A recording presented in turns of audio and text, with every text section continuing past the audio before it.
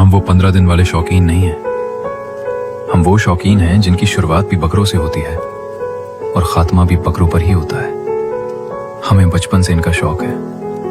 क्या मालूम ऐसा क्या कनेक्शन है जो हमें इनसे दूर नहीं जाने देता। और अब तो ये शौक ही मेरी पहचान बन गया है। ये बेजुबान ने मुझे बहुत मोहब्बत दिया है। मैं इनका शौक कभी नहीं छोड़ूंगा। एग्री हो तो कमेंट करो और बात अच्छी लगी तो फॉलो करो।